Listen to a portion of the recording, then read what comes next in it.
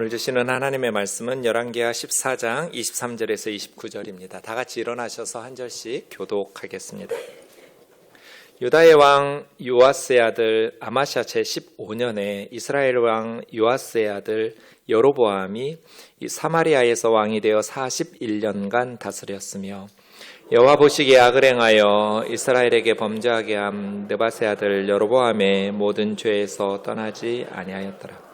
이스라엘의 하나님 여호와께서 그의 종 가드헤벨 아밋대의 아들 선지자 요나를 통하여 하신 말씀과 같이 여로보암이 이스라엘 영토를 회복하되 하맛 어귀에서부터 아라바 바다까지 하였으니 이는 여호와께서 이스라엘의 고난이 심하여 맹자도 없고 노인자도 없고 이스라엘을 도울 자도 없음을 보셨고 여호와께서 또 이스라엘의 이름을 천하에서 없이 하겠다고도 아니하셨으므로 요아스의 아들 여로보암의 손으로 구원하심이었더라.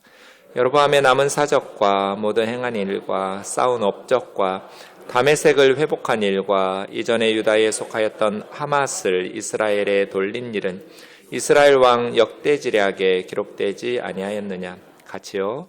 여로보암이 그의 조상 이스라엘 왕들과 함께 자고 그의 아들 스가랴가 대신하여 왕이 되니라. 아멘. 자리에 앉으셔서 기도하겠습니다. 존귀하신 하나님 아버지, 오늘 또 주의 진리의 말씀으로 저희를 가르쳐 주옵시고 성령으로 동행하시어 그 말씀에 순종하며 살아가게 인도하옵소서. 미련하고 연약한 종을 주님 손에 맡기옵고 예수님의 이름으로 기도하옵나이다. 아멘. 오늘은 북이스라엘의 14번째 왕인 여로보암 2세에 대한 말씀을 살펴보겠습니다. 북이스라엘의 첫 번째 왕도 여로보암이기 때문에 우리는 두 왕의 이름을 구별해서 여로보암 1세, 여로보암 2세 이렇게 부르고 있습니다.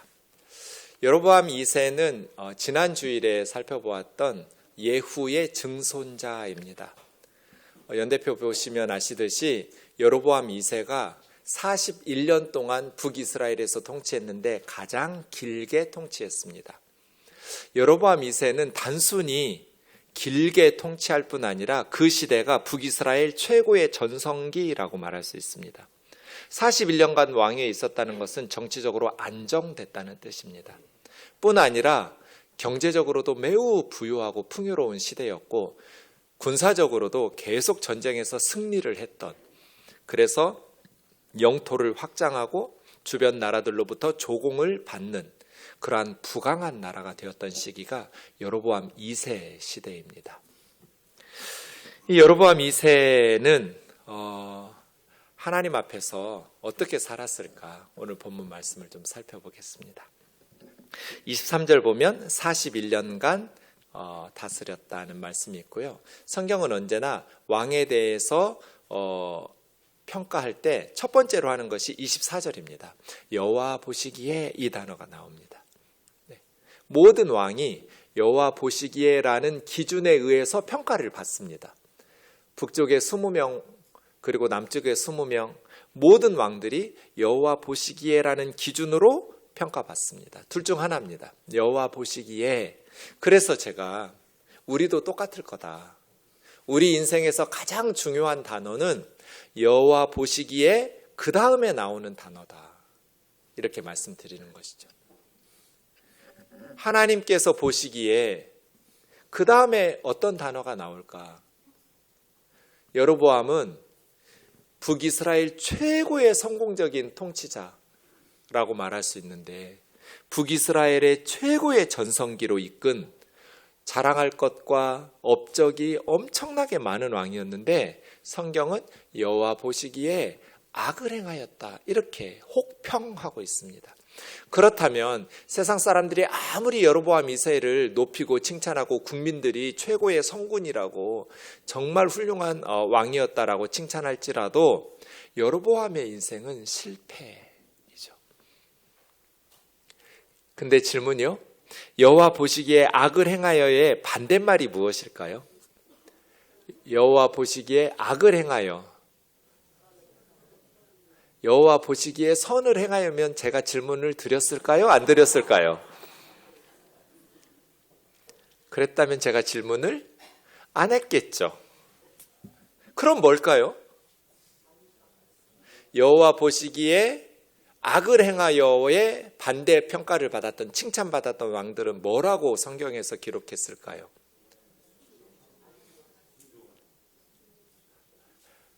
정답 확인하겠습니다. 여호와 보시기에 정직하게 행하여입니다. 야샤르라는 단어를 씁니다.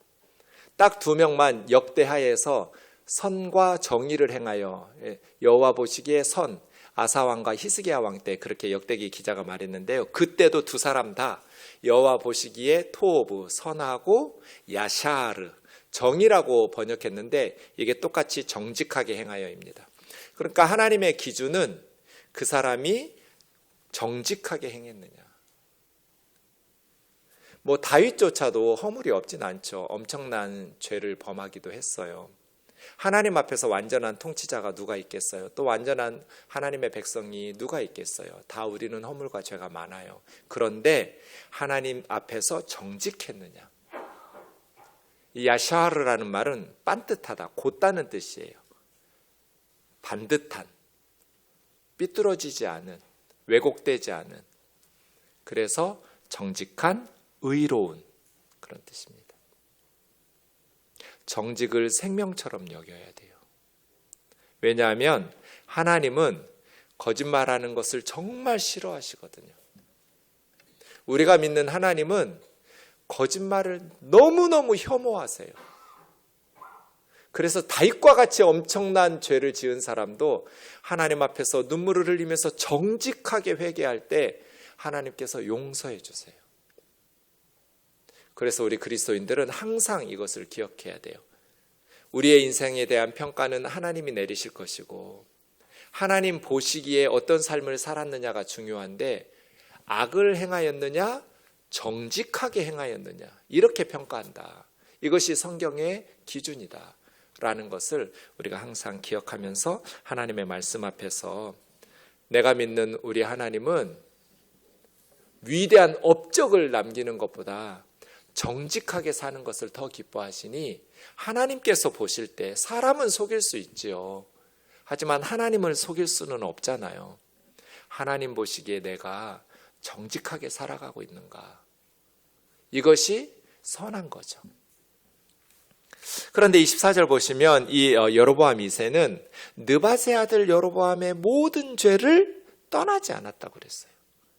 그러니까 요아스의 아들 여로보암 2세도 느밧의 아들 여로보암 1세처럼 베델과 단의 금송아지를 제거하지 않았어요. 느밧의 아들 여로보암의 죄는 정치적 목적을 위해서 종교를 이용해 먹은 거예요.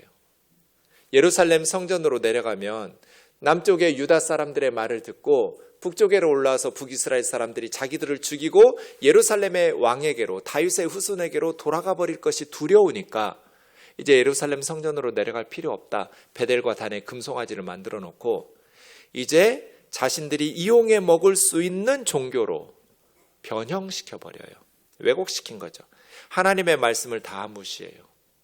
하나님께서 선지자들을 통해서 모세를 통해서 말씀하신 이 모든 것들을 자신들의 정권의 안보를 위해서, 정권을 유지하기 위해서 예배 장소도 베델과 단으로 바꾸고 제사장들도 일반 보통 백성으로 바꾸고 그리고 7월 15일부터는 아직 추수가 끝나기 전이니까 한 달 뒤로 미뤄서 초막절을 8월 15일로 절기도 바꾸고 살아계신 하나님 그 무엇으로도 나를 만들지 말라고 십계명에 기록해 놓았는데 그 하나님을 금송아지로 바꾸고 그들에게 금송아지는 풍요와 부와 생산력과 행복과 성공의 상징이에요.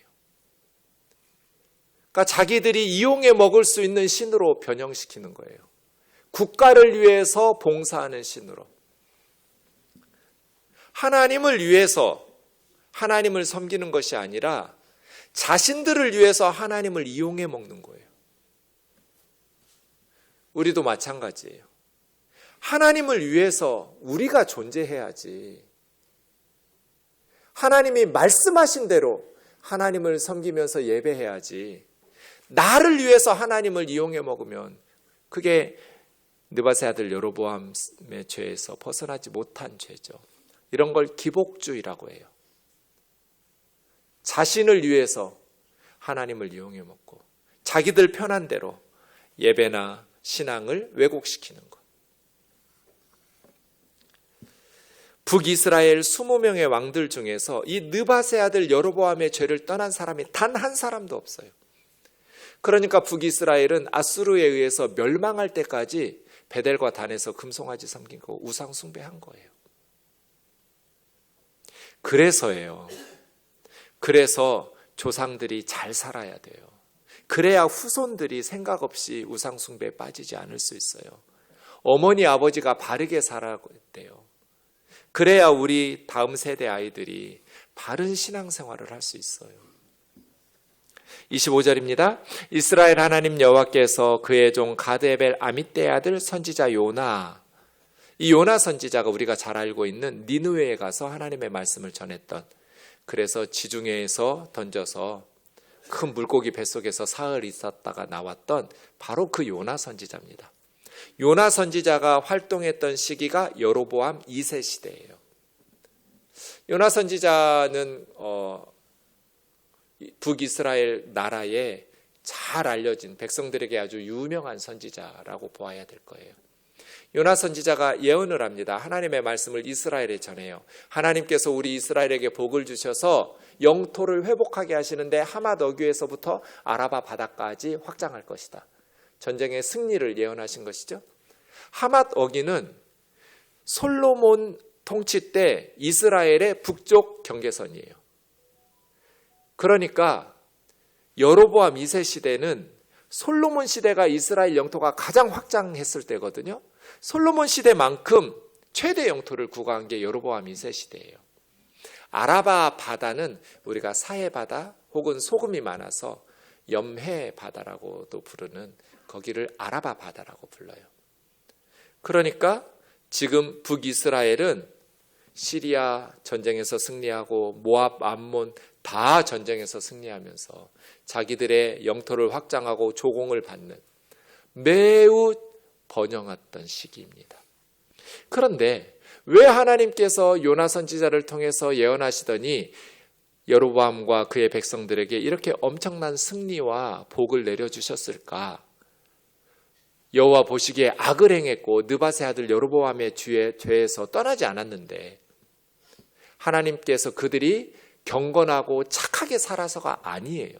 여로보암 2세 시대의 이스라엘 백성들이 누렸던 복은 하나님의 은혜였어요. 그것이 26절, 27절 두 가지인데요.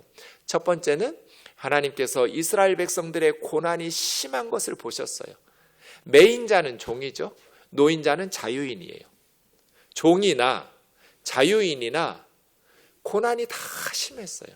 왜냐하면 주변국들로부터 계속 공격을 받았어요. 이 표현은 출애굽기에 이스라엘 백성들이 바로왕 밑에서 이집트에서 고난받았을 때 하나님께서 그들의 고난이 매우 심한 것을 보시고 모세를 통해서 구원해 주신 것, 표현이 똑같아요.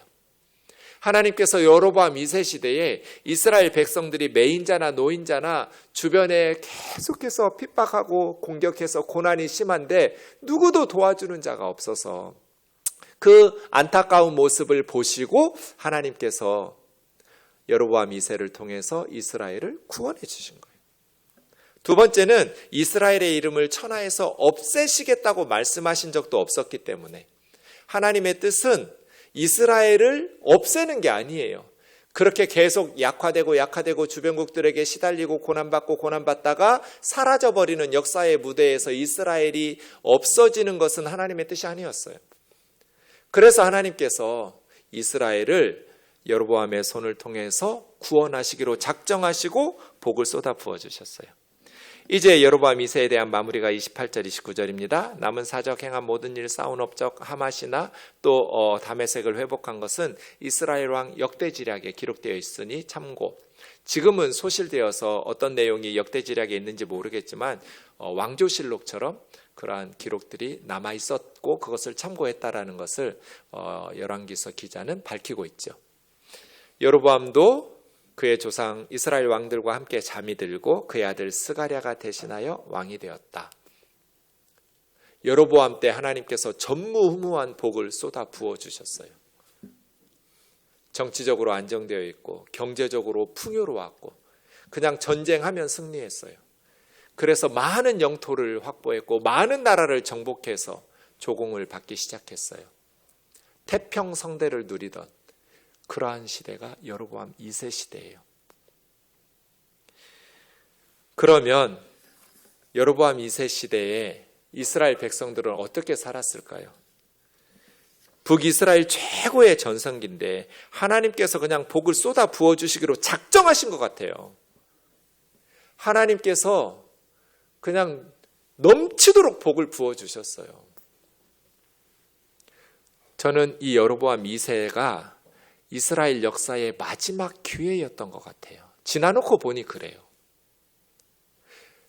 여로보암 2세가 죽고 나서 그의 아들 스가랴가 왕이 되었어요. 그런데 여로보암 2세의 아들 스가랴는 6개월 만에 살룸이라는 신하에 의해서 죽임을 당하고 반역이 일어나요.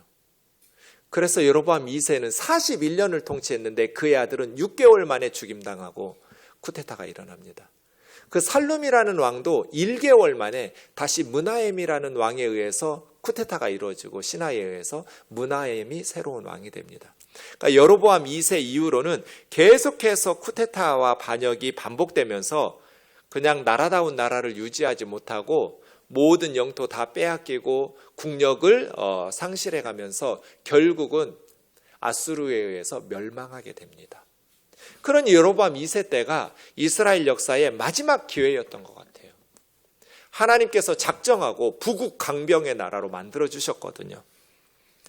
그러면 하나님께서 작정하시고 복을 쏟아 부어주셨던 이 여로보암 2세 시대에 이스라엘 백성들은 어떻게 살았을까?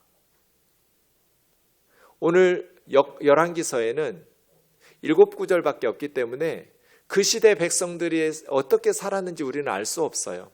그런데 선지서들을 보면 알 수 있어요. 우선 첫 번째로 살펴볼 것이 호세아서입니다. 호세아서 1장 1절에서 9절 보시면 우선 호세아 선지자는 여로보암 2세가 통치하던 시대의 북이스라엘의 선지자였다라는 것을 1절에서 밝히고 있어요. 여로보암 2세 시대 선지자예요. 근데 호세아 선지자에게 하나님께서 이상한 명령을 내리셨어요. 총각 호세아 선지자에게 너 독신으로 살지 말고 결혼하라고. 그런데 음란한 와이프를 결혼하라고. 얻어서 결혼해라. 그 이유를 설명해요. 이 나라가 너희 이스라엘 나라가 여호와를 떠나 크게 음란하기 때문이다. 그러니까 여로보암 2세 시대는 영적으로 매우 크게 음란한 타락한 시대예요. 그래서 호세아 선지자가 하나님의 말씀대로 디블라임의 딸 고멜이라는 여자를 아내로 삼죠. 꼬메르라는 이름은 까마르라는 단어에서 나왔는데 까마르라는 단어는 끝이라는 뜻이에요. The end. 그래서 고멜은 그냥 끝내주는 여자, 끝까지 다 간 여자예요. 끝. 고멜과 호세아 선지자 결혼해서 아이를 낳습니다. 첫째 아이를 낳는데 아들이었어요. 하나님께서 선지자에게 네 아들을 이스르엘이라고 이름을 붙여라. 이스라엘은 도시 이름이에요. 예후가 지난주에 살펴본 것처럼 이세벨과 또 아합의 아들의 신하들을 다 죽인 곳이 이스라엘이에요. 그러니까 이스라엘 사람들에게 이스라엘 하면 굉장히 이상한 저주받은 도시니까요. 소돔과 고모라라고 이름 짓는 것 같다고 생각하시면 돼요. 당시 이스라엘 사람들에게는. 왜 이런 이상한 이름을 짓게 하셨냐면 조금 후에 내가 이스라엘의 피, 억울하게 죽임당한 그들의 피를 예후의 집, 여로보암 2세는 예후의 증손자잖아요. 예후의 집 왕조를 무너뜨릴 뿐 아니라 이스라엘 족속의 나라를 폐할 것이다. 여러분, 이스라엘 백성들이 호세아 선지자의 메시지에 귀를 기울였을까요? 코웃음을 쳤을까요? 네, 코웃음을 쳤어요. 왜 코웃음을 쳤을까요? 나라가 지금 너무 잘 되니까요. 예후의 집이 망한다고? 전 국민이 지금 여로보암 2세 예후의 증손자를 칭찬하고 역사 이래 누려본 적이 없는 태평성대를 누리게 하는데요. 저 예후의 집이 무너져요? 상상할 수도 없는 일이에요. 지금 전쟁하면 이기고 승리하고 영토는 확장되고 경제는 부흥하고 정치는 안정되어 있는 태평성대에 이스라엘 족속이 나라가 패하고 나라가 망한다고? 그것도 조금 후에? 호세아 선지자의 메시지가 이스라엘 백성들 귀에 들어왔을까요? 그럴 리가요. 그런데 하나님은 너희는 반드시 망할 것이다. 그날에 이스라엘 골짜기에서 이스라엘의 활을 꺾으리라. 전쟁에서 패배할 거라고 말씀하시는 거예요. 그 다음 고멜이 또 임신해서 둘째를 낳았는데 둘째는 딸이었어요. 딸의 이름은 루하마예요. 루하마는 사랑받는다, 긍휼히 여긴다, 불쌍히 여긴다, 뭐 이런 뜻이에요. 근데 로가 붙으면 반대말이에요. 부정접두어예요. 그러니까 사랑받지 못한다, 긍휼히 여김받지 못한다, 은혜를 받지 못한다 이런 뜻이에요. 국물도 없어 뭐 이런 식으로 이름 지은 거예요. 딸 이름을. 사람들이 이상하다고 그랬겠죠. 아니 왜 아이들 이름을 그런 식으로 짓냐. 세 번째는 또 아들이었어요. 그래서 호세아와 고멜은 2남 1녀를 두었어요. 그런데 이번에는 로암미예요. 암미는 내 백성이라는 뜻이니까 내 백성이 아니다. 너희는 내 백성이 아니고 나는 너희 하나님이 아니다. 암미라는 뜻은 여로보암 왕의 이름하고 비슷해요. 여로보암도 내 백성이죠. 백성이죠. 백성이 많아진다. 이게 여로보암이라는 뜻이거든요. 로암미 너희는 더 이상 내 백성도 아니야. 나는 너희 하나님이 되지 않을 거야. 선지자에게 동네 사람들이 물었겠죠. 아니 왜 내 백성이 아니라고 그런 이름을 짓냐고. 왜 애들 이름이 셋 다 그 모양이냐고. 선지자가 뭐라고 말했겠어요. 하나님이 시켰다. 하나님께서 우리 나라에 너희들에게 하시는 이름이 우리 아이들 이름이다. 왜요? 이스라엘 백성들이 크게 행함했어요. 고멜 같아요. 호세아 선지자는 굉장히 특이한 선지자인데 다른 선지자들은 말로만 하나님의 말씀을 전했는데 호세아 선지자는 가정생활을 통해서 하나님의 말씀을 전했어요. 그 답답할 만큼 순진한 남편 호세아가 착한 남편이 하나님이고 남편과 애 셋을 버리고 딴 남자하고 바람나가지고 도망간 이 고멜이 이스라엘 백성이에요. 여러분 하나님께서 전무후무한 복을 주시고 이스라엘에 정말 최고의 태평성대를 주시는 하나님의 복을 누리는 이스라엘 백성들이 이 태평성대가 하나님의 은혜라고 생각했을까요? 그렇지 않았어요. 호세아서에 보면 하나님이 뭘 속상해 하시냐면 고멜이 남편이 벌어다 준 돈으로 남편이 수고한 것으로 다 먹고 누리고 풍요를 누리는데 그것을 남편의 덕으로 말하지 않아요. 호세아의 덕이라고 말하지 않고 다른 남자에게 갖다 바쳐요. 이게 똑같아요. 이스라엘 백성들이 남편이신 하나님께서 은혜를 주시고 복을 주셔서 이렇게 태평성대를 풍요를 누리고 있는데 그 하나님께서 주신 떡과 과일과 짐승 양이나 소를 우상에게 갖다 바치면서 우상 때문에 우리가 이런 풍요를 누린다라고 예배하는 거예요. 이걸 하나님께서 호세아 선지서에서 속상해 하세요.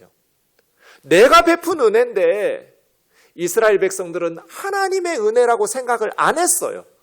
우상들 때문에 우리가 이런 풍요를 누린다고 생각하면서 살았어요. 우리가 누리고 있는 이러한 풍요가 하나님의 은혜인지 아니면 세상의 부모나 직업이나 아니면 나의 노력이나 아니면 다른 것 덕분인지 우리는 어떻게 생각하고 있나요? 내가 지금 누리고 있는 이 굶주림 없는 삶, 이 평안한 삶이 하나님의 선물이고 그래서 하나님께 감사하고 하나님께 영광을 돌리는지 아니면 나의 학벌이나 나의 직장이나 나의 지인이나 나의 부모의 유산이나 아니면 나를 도와주고 있는 후원자나 세상의 그 어떤 사람이나 세상의 그 어떤 것이라고 생각하고 있지는 않나요? 우리의 마음이 어디에 있냔 말이에요. 그런데 호세아서에 보면 하나님께서 이 고멜을 향한 사랑을 끊을 수 없어서 괴로워하세요.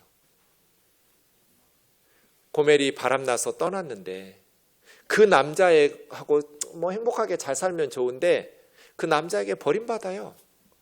그래서 노예 시장에 팔려 나와요.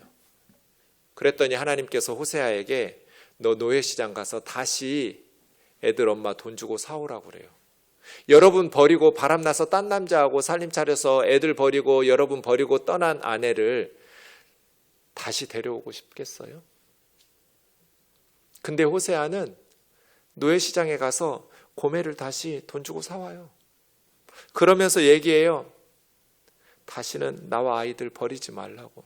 나도 당신한테 온전한 충성을 다할 테니까. 쥐는 바람 핀 적도 없어요. 바보 같은 남편이 호세아예요. 이게 하나님이에요. 우리 하나님은 맨날 우리한테 배신당해요. 우리는 너무나 쉽게 하나님을 버려요. 그리고 세상과 바람나서 하나님을 등지고 떠나요. 하나님이 주신 것인데 하나님께 영광 돌리고 하나님께 감사하고 하나님 의지하고 하나님 붙잡고 살기보다는 세상을 의지하고 세상을 붙잡고 세상의 것들을 쫓아가면서 살아요. 그런데도 하나님은 우리를 향한 사랑을 끊어내지 못해요. 그래서 호세아서가 끝사랑이에요. 하나님이 우리를 포기하지 않으시고 끝까지 사랑하시는 사랑이에요. 그게 호세아서예요. 여로보암 2세 시대가 그랬어요. 하나님께서 주신 은혜들을 요나 선지자 통해서 말씀한 대로 이루어졌으면 하나님이 우리를 불쌍히 여기셔서 그랬구나.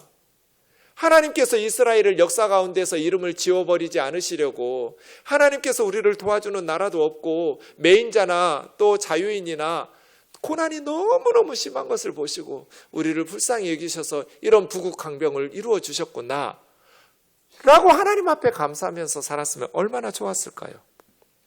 그렇게 살지 않았어요. 그 모든 은혜와 축복을 바알에게 갖다 바쳤어요. 그래서 하나님께서 지긋지긋하니까 호세아 2장 16절 17절에서 바알이라는 단어를 이스라엘 백성들의 입에서 제거하신다고 그랬어요. 바알은 두 가지 뜻이 있어요. 고유명사로 하면 바알 우상 이름이고요. 보통 명사는 주인이나 남편이란 뜻이에요. 보통 남편이라고 말해야 할 때 바알이라고 말하고 주인이라고 말할 때 바알이라고 말해요. 근데 아예 이제는 바알이라는 단어를 이스라엘 히브리어에서 제거하겠다. 그래서 남편이라는 단어를 이쉬라고, 원래 이쉬라는 단어는 사람이라는 뜻도 있고 보통은 남자라는 뜻이고 이샤가 여자라는 뜻이고 남편이라는 뜻도 있거든요. 이쉬. 앞으로 남편이라고 부를 때는 이쉬라고만 부르지 바알이라고 부르는 그걸 없애겠다 해서 신약성경에 보면 바알이라는 단어가 안 나와요. 나라 망한 후에 바알이라는 단어가 이스라엘에서 제거돼요. 하나님께서 그렇게 많은 복을 주셨는데 여로보암과 그의 백성들은 다 바알에게 갖다 바쳤어요. 그럼 뭐예요?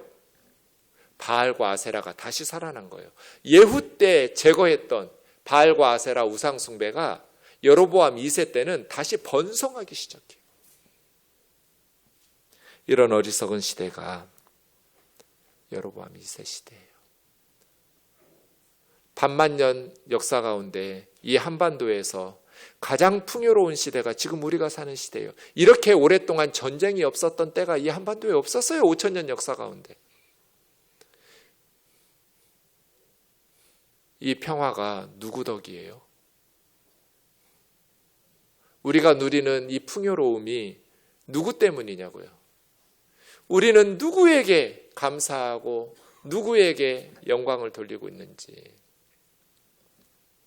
아모스서도 보겠습니다.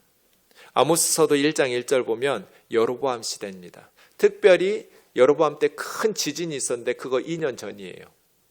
그러니까 아모스 선지자는 경고예요. 엄청난 국가적 지진 앞에 하나님의 경고였어요. 그런데 아모스의 출신 도시가 드고아라는 성이에요.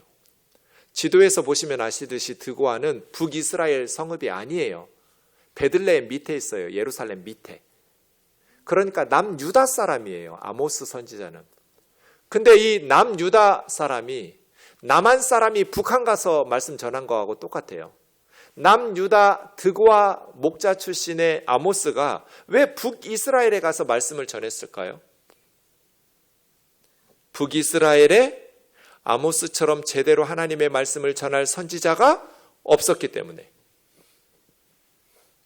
왜 북이스라엘에 아모스와 같이 하나님의 말씀을 바르게 전할 선지자가 사라졌을까요?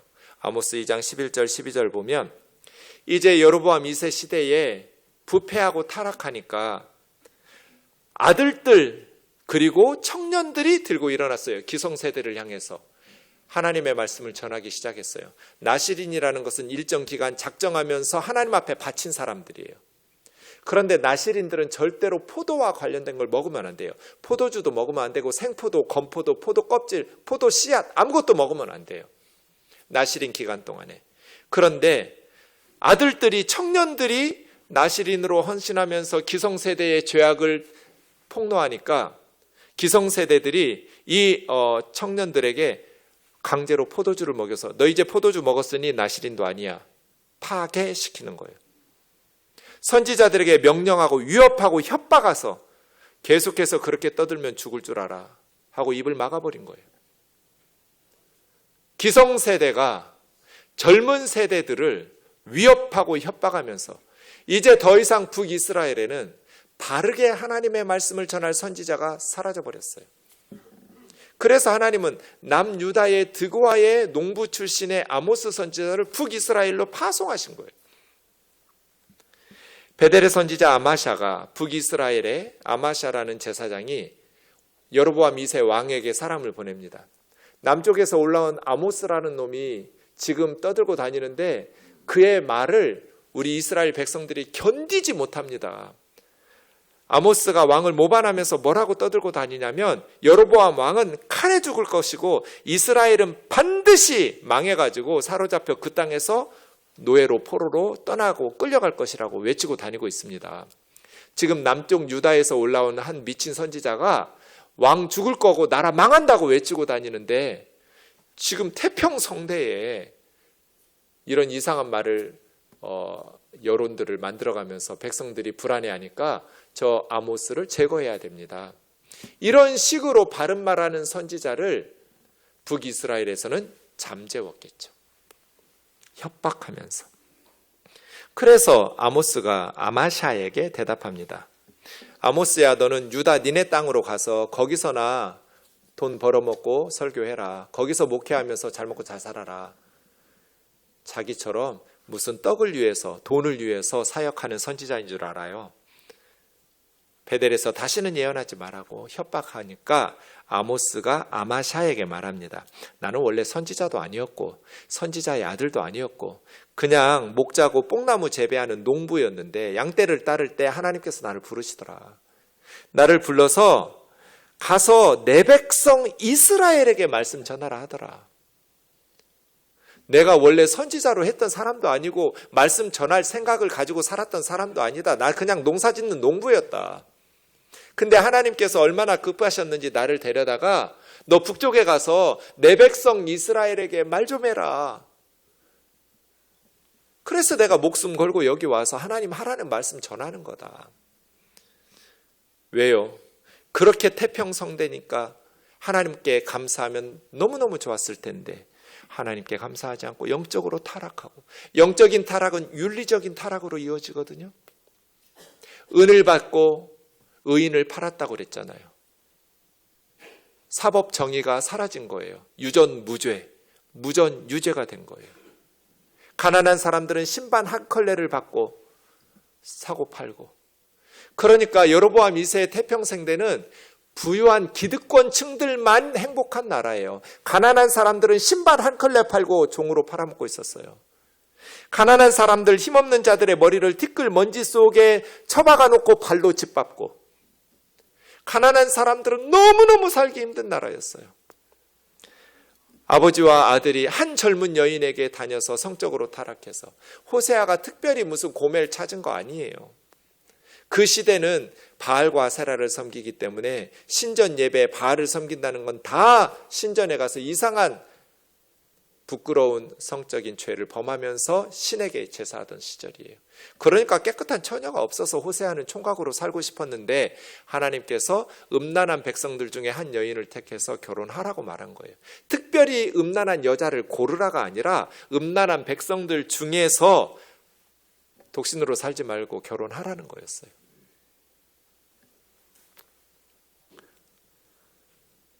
이게 여로보암 2세 시대예요. 한반도에 전무후무한 풍요로운 시대인데 우리 다 행복해요? 젊은 세대들, 청년들이 희망이 있어요? 가난한 사람들도 자기 분야에서 성실하게 노력하면 결혼하고 애 낳고 행복하게 잘 살아갈 수 있어요? 성적으로 건강해서 가정이 또 이 사회가 하나님 앞에서 부끄러운 모습을 보이지 않고 그렇게 살아가고 있어요? 사법부의 정의가 세워져서 무전유죄, 유전무죄라는 생각이 사라지고 공정한 재판이 시행되고 있어요?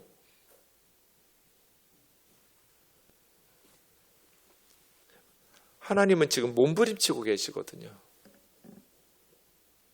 눈물 나도록 몸부림치고 계세요. 오죽하면 호세아 선지자에게 이런 메시지를 전하게 하셨겠어요. 하나님이 너무 괴로우시니까. 내 백성 이스라엘이 망하게 생겼다. 아모스야, 북쪽으로 좀 가라.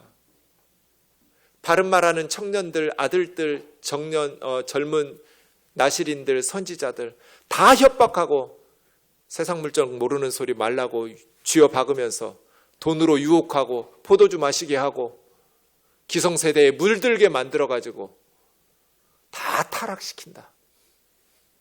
아모스야 좀 올라가라. 하나님은 이스라엘을 망하지 않게 하시려고 몸부림치고 계셨어요. 요나 선지자의 말씀을 들은 아수르, 니느웨 사람들은 회개하고 부강한 나라가 되어서 결국 회개하지 않은 북이스라엘을 멸망시키고 정복했잖아요. 이스라엘이 멸망한 이유는 하나님의 은혜가 부족했기 때문이 아니에요. 하나님의 말씀이 부족했기 때문도 아니고 하나님의 사랑이 부족했기 때문도 아니에요. 하나님은 이스라엘을 멸망시키지 않으시려고 몸부림치셨어요. 이스라엘이 멸망한 이유는 끝까지 그들이 회개하고 돌아오지 않았기 때문이에요. 우리는 어떨까요?